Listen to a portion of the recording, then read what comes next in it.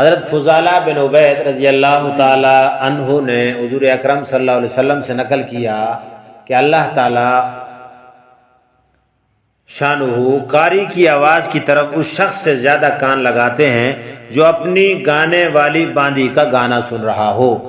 یعنی ایک آدمی کی باندی جو گانا گاتی ہے اس کی طرف ایک آدمی بڑے انہماک کے ساتھ کان لگا کر اس کی آواز کو سنتا ہے، اسی طرح اس سے زیادہ جب ایک قاری اللہ کا قرآن اخلاص کے ساتھ پڑھتا ہے، محبت کے ساتھ پڑھتا ہے، اللہ اس سے زیادہ اس قاری کے آواز اور پڑھنے کی طرف کان لگا کر سنتے ہیں. گانے کی آواز کی طرف فطرتاً طبعاً توجہ ہوتی ہے، مگر شرعی روک کی وجہ سے دیندار لوگ اس طرف توجہ نہیں کرتے.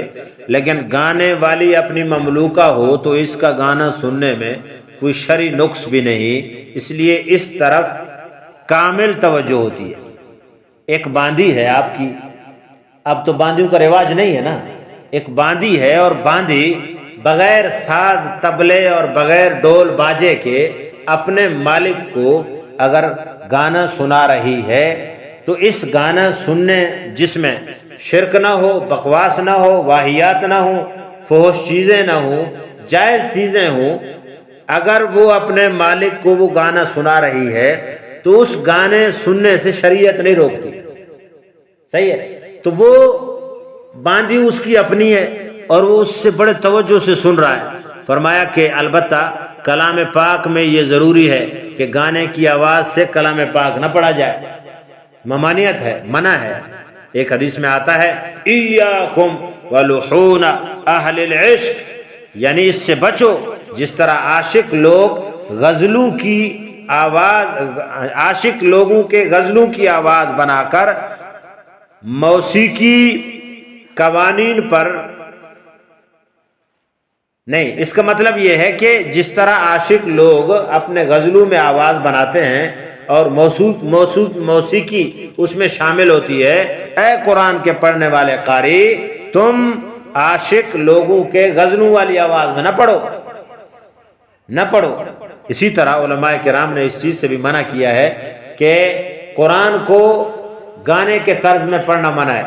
اسی طرح نبی کی تعریف ہے، حمد ہے، ثنا ہے، اس کو بھی گانے کے طرز پر پڑھنا حرام، ناجائز ہے، منع ہے. آج کل بہت سارے نعت خوان بناتے ہیں جو کہ ناجائز ہے. علماء سے آپ مفتیوں سے پوچھیں، بالکل قطعاً اس کی اجازت نہیں ہے. مشائخ نے لکھا اسی طرح کا پڑھنے والا فاسق اور سننے والا گناہگار ہے، مگر گانے کے قواعد کی رعایت کیے بغیر خوش آوازی مطلوب ہے. حدیث میں متعدد جگہ ترغیب آئی ہے کہ قرآن خوش آوازی میں پڑھو، اچھی آواز سے پڑھو اور مزین کر کے پڑھو. ایک جگہ ارشاد ہے اچھی آواز سے کلام اللہ شریف کا حسن دوبالا ہو جاتا ہے.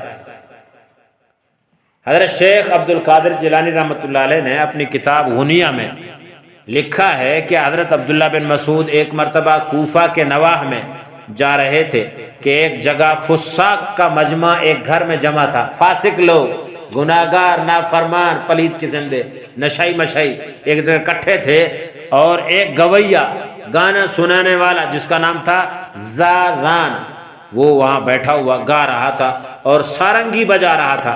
حضرت عبداللہ بن مسعود رضی اللہ تعالی عنہ نے اس کی آواز سن کر ارشاد فرمایا کیا ہی اچھی آواز تھی اگر قرآن کی تلاوت میں ہوتی، اور اپنے سر پر کپڑا ڈال کر وہاں سے گزرتے چلے گئے. زاغان نے ان کو کچھ بولتے دیکھا، لوگوں سے پوچھا کہ یہ کون ہے اور کیا کہہ رہا تھا.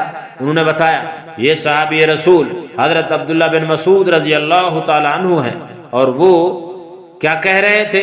وہ یہ کہہ رہے تھے جو بات انہوں نے کی. اس پر اس بات کا ایسا اثر ہوا کہ حید طاری ہو گئی اور حد نہ رہی.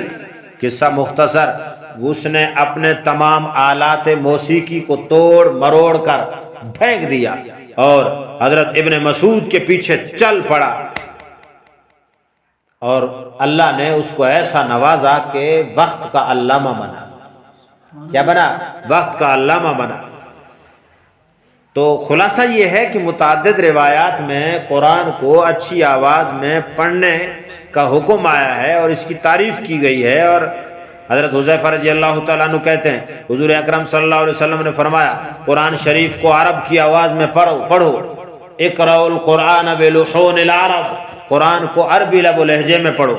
قرآن عربی ہے لیکن اس کو پڑھنے والا سریکی ہے، وہ پڑھتا پھر بھی عربی لہجے میں پڑھنے کا اس کو حکم ہے۔ قرآن عربی میں ہے، پڑھتا پٹھان ہے، اس کو بھی حکم ہے کہ تم کس طرح پڑھو، عربی لب و لہجے میں پڑھو۔ اور قرآن عربی ہے، پڑھتا بلوچ ہے، اس کو بھی حکم ہے کہ تم کس طرح پڑھو، جس طرح عرب کا لب و لہجہ ہے، کیونکہ قرآن عربی ہے، اس کو اسی انداز میں پڑھو جس طرح عرب کا لب و لہجہ ہے۔ اور اللہ تعالیٰ نے جتنے بھی زبان والے لوگ پیدا کیے ہیں وہ پشتو والا سریکی سیکھے گا لیکن پھر بھی فرق کا پتہ چلتا رہے گا۔ اب سریکی والا اگر بلوچی سیکھے گا تو بھی اس کے بولنے سے پتہ چلے گا کہ اس کی اپنی زبان نہیں ہے، اس نے سیکھا ہوا ہے، گڑبڑ کرے گا۔ لیکن واحد قرآن پاک کا یہ معجزہ ہے، اللہ تعالیٰ نے قرآن کو ایسی عظمت عطا فرمائی کہ امت میں سینکڑوں ہزاروں زبانوں والے لوگ بھی اگر پڑھیں تو ساروں میں یہ صلاحیت ہے کہ سارے عربی لب و لہجے میں قرآن پڑھ سکتے ہیں۔ عرب پڑھ رہا ہے عربی لب و لہجہ ہے، بلوچ پڑھ رہا ہے عربی لب و لہجہ ہے، ہندوستان کا پڑھ رہا ہے عربی لب و لہجہ ہے، سرائکی پڑھ رہا ہے عربی لب و لہجہ ہے، اگر پٹھان پڑھ رہا ہے تو بھی عربی لب و لہجے میں پڑھ رہا ہے۔ یہ قرآن کا معجزہ ہے۔ سب لوگ اور زبانیں سیکھیں گے تو فرق کا پتہ چلے گا، لیکن جب قرآن پڑھے گا تو فرق کا پتہ نہیں چلے گا۔ حضرت فرماتے ہیں حذیفہ رضی اللہ تعالیٰ عنہ قرآن شریف کو عرب کی آواز میں پڑھو، عشق بازوں اور یہود و نصارہ کی آواز میں مت پڑھو، ان قریب ایک ایسی قوم آنے والی ہے جو گانے اور نوحہ کرنے والوں کی طرح قرآن شریف کو بنا بنا کر سوار کر پڑھیں گے، وہ تلاوت ذرا بھی ان کو فائدہ نفع نہیں دے گی۔ اور فرمایا وہ خود بھی فتنے میں پڑے ہوئے ہوں گے، لوگوں کو بھی فتنے میں ڈالیں گے، اور جن کو وہ پڑھنا اچھا معلوم ہوگا وہ بھی فتنے میں پڑ جائیں گے، فتنے میں ڈالیں گے، اوروں کو بھی فتنہ۔ حضرت طاؤس رحمۃ اللہ علیہ کہتے ہیں کسی نے حضور اکرم صلی اللہ علیہ وسلم سے پوچھا اچھی آواز سے پڑھنے والا کون شخص ہے؟ آپ صلی اللہ علیہ وسلم نے فرمایا وہ شخص کہ جب تو اس کی تلاوت کو اس کو تلاوت کرتے دیکھے تو تجھے محسوس ہو، تو محسوس کرے کہ اس پر اللہ کا خوف ہے، یعنی اس کی آواز میں تمہیں خوف خدا ملے، اللہ کا خوف چھلکتا ہوا ملے، اور اس کی آواز سے مرغوب ہونا محسوس ہوتا ہو۔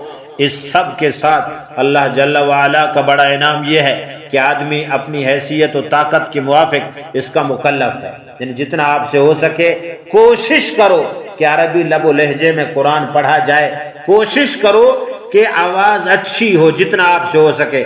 حدیث پاک میں آتا ہے اللہ سبحانہ و تقدس کی طرف سے فرشتہ ایک اس کام پر مقرر ہے، جو شخص کلام یعنی قرآن پاک پڑھے اور کما حق اس کو درست نہ پڑھ سکے تو وہ فرشتہ اس کو درست کرنے کے بعد اوپر لے جاتا ہے۔ آپ نے بات نہیں سمجھی، اللہ نے ایک فرشتہ مقرر کیا ہوا ہے جو قرآن پڑھنے والے کے قرآن کو سنتا ہے، اگر اس سے صحیح الفاظ کما حق جس طرح کے حق ہے ادا نہیں ہو رہے، اس نے کوشش کی ہے، محنت تو کرتا ہے لیکن پھر بھی اس سے صحیح نہیں ادا ہوتے، تو فرشتہ اس کے الفاظ کو درست کر کے اللہ کے ہاں پہنچاتا ہے۔ ہاں اللہ کے ہاں پہنچاتا، اللہم لا احصی ثناء علیک، اے اللہ آپ اتنے تعریف والے ہیں کہ ہم آپ کی تعریف نہیں کر سکتے، آپ کا اتنا بڑا عظمت اور اتنے بڑے احسانات ہیں، یہ اللہ کا احسان ہے نا، اتنے بڑے احسانات ہیں، ہم حق ادا نہیں کر سکتے۔ اللہ ہم سب کو سمجھنے کی عمل کرنے کی توفیق عطا فرمائے۔